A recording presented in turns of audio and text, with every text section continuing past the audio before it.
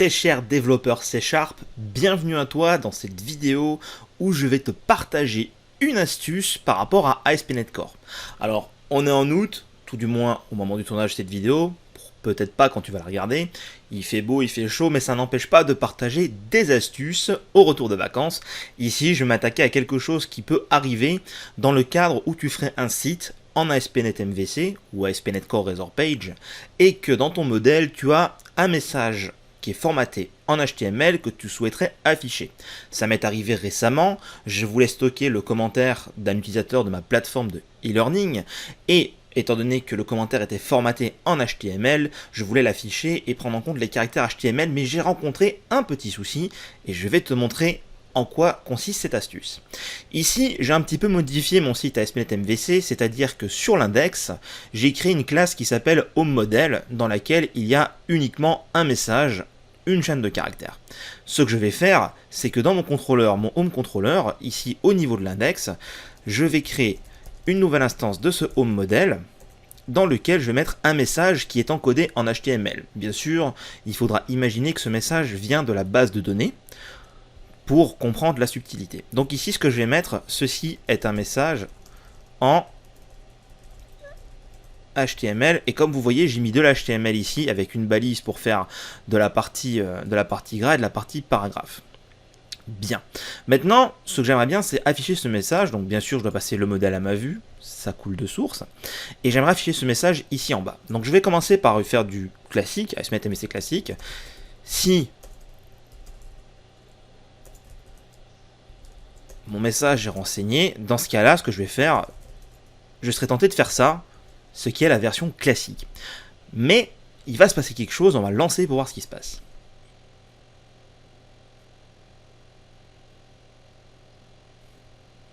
Alors, on le voit, je suis bien en .NET 6, mais ça ne change rien, ça fonctionne en .NET Core depuis la version 1.0, je pense, et ça fonctionne donc sur la 5 et la 3.1 qui sont les deux versions actuelles, sans aucun problème.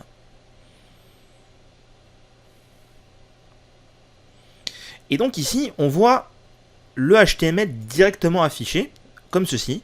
C'est-à-dire que si je fais inspecter, alors ça s'ouvre en haut, je le descends ici.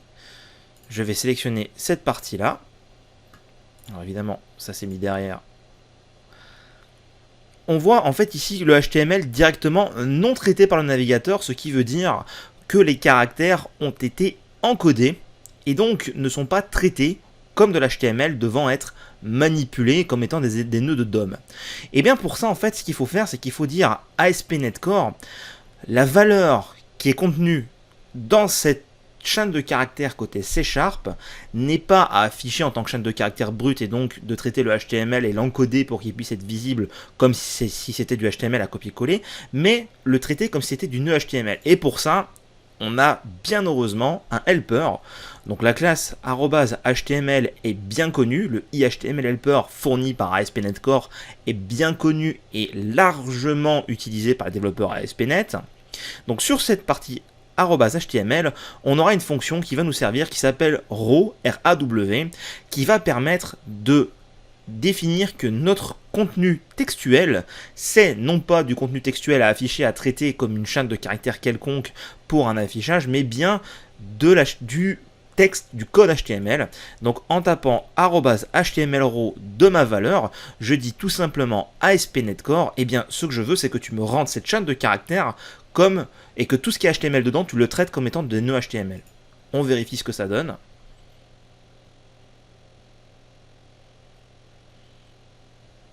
Et voilà, comme tu le vois, je n'ai plus les balises paragraphes et j'ai le HTML ici qui est en gras, ce qui veut dire que mes balises ont bien été calculées et ont été comprises par ASP.NET Core comme devant être rendues comme des vraies balises HTML. Et ça, c'est un cas d'usage très courant quand on veut récupérer une valeur depuis la base de données qui aurait été encodée en HTML pour l'afficher directement dans notre site.